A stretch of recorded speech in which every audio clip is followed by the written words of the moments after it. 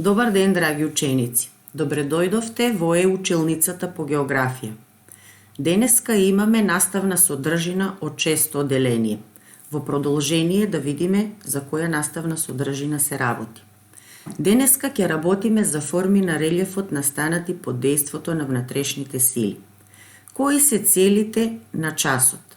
Целите на овој час се да се разликуваат и објаснуваат внатрешните и надворешните промени на земјата, да ги препознаваме и селектираме природните појави и да ги објаснуваме настанувањата на релјефните облици под дејството на внатрешните сили. Поимите што ќе се користат во текот на овој час се релјеф, тектонски движења, вулкан, купа, кратер, лава, лавичен канал, ерупција, гејзер, земјотрес, хипоцентар, епицентар и сеизмичка скала. Во продолжение, ученици, ќе видиме нешто во врска со површината на земјата. Знаеме дека земјата по нејзиното настанување, движејќи се во ладниот небесен простор, ја зрачела својата топлина и се повеќе се ладела. Во текот на нејзиното долготрајно постепено ладење во внатрешноста и посебно на нејзината површина се случиле низа сложени процеси, чиј крајен резултат е денешната градба и изгледот на самата земја. На површината на земјата, ученици, се формирала цврста камена кора, на која се менувал распоредот на континентите, на океаните и се создале планините, котлините и се до денешниот ваков изглед на релјефот и на водните површини. Денеска, ученици, површината на земјата е многу различна. На неа можат да се забележат голем број на високи и на ниски планини, голем број на ридести земјишта, пространи низини, котлини, речни долини, вулкански возвишенија, суви вдлабнатини и така натаму. Сето тоа што го наброивме, ученици, го сочинува самиот релјеф на земјината површина. Од самиот слајд што го гледате пред вас, можете да видите како изгледа еден рамничарски предел и како изгледа еден планински предел. Во минатото, ученици, кога дебелината на земјината кора била многу помала, на површината на земјата настанале чести промени во изгледот на релјефот под дејството на внатрешните сили. Внатрешните сили, ученици, денеска многу поретко се јавуваат, бидејќи земјата веќе има дебела и тврда површинска камена кора, наречена литосфера.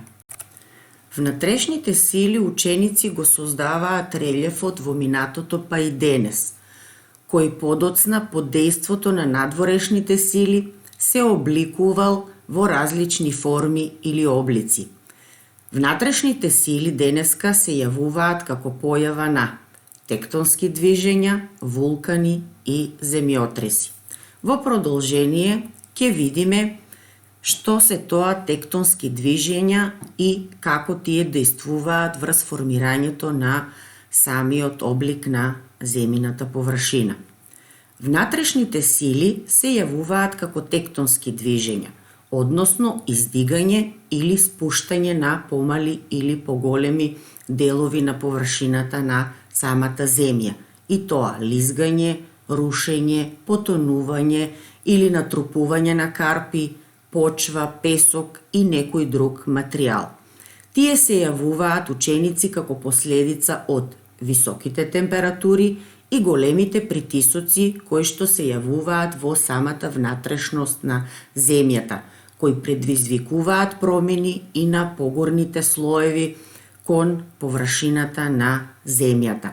Денеска, ученици, нема големи тектонски движења поради ваквата дебелина на земјината кора, а пошироките, односно поголемите тектонски движења се многу спори и најчесто луѓето не можат да ги забележат. Од дадените слајдови може да се види како изгледа процесот на дејствување на тектонските движења и формирањето на самиот релјеф, а од облиците кои што се издвоени се седиментните карпести облици. Во продолжение, ученици, ќе позборуваме малку за вулканите. Што се тоа вулкани? Вулканите се возвишенија на земјата кои на врвот имаат инковиден отвор, низ кој избива од внатрешноста на земјата лава, водена пареа, прашина и различни видови на гасови. Возвишението на вулканот, ученици, се нарекува вулканска купа, а отворот на самиот врв на вулканот се нарекува кратер. Кратерот е во тесна врска со земјината внатрешност со една или повеќе пукнатини, наречени вулкански канали. Исфрлањето на лавата, ученици, и другиот вулкански материјал се нарекува ерупција. Најчесто, пред да се јави ерупцијата, на површината на земјата се појавува тресење на земјиштето. Ако ерупцијата е силна, тресењето на околното земјиште ќе биде подолготрајно и посилно, а вулканот ќе исфрли многу големо количество на вулкански материјал, со што ќе настанат и промени на самиот релјеф. На самиот слајд можете да видите како изгледа пресек на вулкан со сите негови делови. Во светот, ученици, постојат голем број на типови вулкани, кои што исфрлаат и поголемо количество на лава, која што се разлива низ околината, предизвикувајќи и големи елементарни непогоди, честопати и пропратени и со човечки жртви. Денеска вулканите, ученици, се поделени на активни и на угаснати. Во светот постојат над 1300 активни вулкани, а во текот на една година кај 20 до 30 вулкани се појавува вулканска ерупција. На местата, ученици, на земјината површина, каде што во минатото имало вулканска ерупција, денеска се појавуваат топли извори, така наречени гејзери.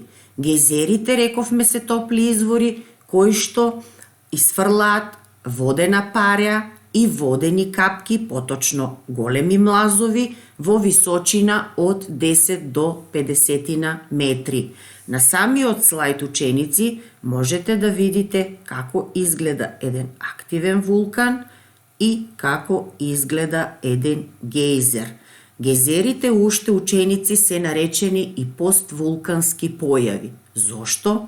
Бидејќи се јавуваат на места каде што некој пат била активна вулканската ерупција. Сега се значи како топли извори. Во продолжение, ученици, ќе позборуваме малку за земјотресите. Што се тоа земјотреси, ученици? Од година во година знаеме дека земјата се лади, така што земјиното јадро се смалува и се собира, но истовремено, поради овие појави, и земјината кора се спушта. Бидејќи земјината кора е оладена и цврста, во некои нејзини делови во внатрешноста се јавуваат пукнатини, покрај кои се поместуваат слоевите. На местата каде што се поместуваат слоевите, во внатрешноста се појавуваат потреси, всушност земјотреси. Местата каде што настанува земјотресот е наречено хипоцентар. Вертикално од хипоцентарот, односно најкраткото растојание кон површината на земјата, каде што најбргу и најсилно ќе се осети земјотресот, се нарекува епицентар. Од самиот слајд што го гледате пред вас, ученици, може да се види како тектонските движења влијаат врз настанувањето на земјотресите. Секако и големите вулкански ерупции имаат битно значење врз земјотресите, што значи внатрешните сили делуваат взаемно. Појавата ученици на земјотресите и нивната јачина се мери со инструментот сеизмограф, при што се добива сеизмограм по Рихтеровата скала од 1 до 9 степени и Меркалиевата скала од 1 до 12 степени. Најголем дел од земјотресите ученици кои што се јавуваат на површината на земјата се земјотреси со послаб интензитет. Појави ученици кои што настанале под дејството на земјотресите се цунамите. Цунамите представуваат ученици високи и силни бранови предизвикани од земјотресите кои што се јавуваат под морската и океанската површина. Можат да достигнат височина и до неколку десетици метри. На крајот од оваа видеопрезентација имам една задача за учениците. Да ги прочитаат речениците и да одговорат дали се точни или неточни. Под 1. Земјината површина е рамна. Под 2. Внатрешните сили се јавуваат како појава на тектонски движења, вулкани и земјотреси. Под 3. Гезерите се топли извори кои настанале како последица од вулканска активност. Под 4. Хипоцентар е место каде што најмногу се чувствува земјотресот. И 5. Цунами се високи бранови предизвикани од земјотреси на копното. Како дополнителна задача имаат видеа за гејзери и цунами, кои што можат да ги проследат на дадените линкови. Доколку сакаат да ги проверат речениците со нивните одговори, можат во продолжени да видат листата на одговорите. Под 1 одговорот е неточен, под 2 одговорот е точен, под 3 одговорот е точен, под 4 неточен и на крајот под 5 одговорот е неточен. Драги ученици, се надевам дека за кратко го свртев вашето внимание и се надевам дека ќе се видиме во некоја од следните видео изданија. Довидување.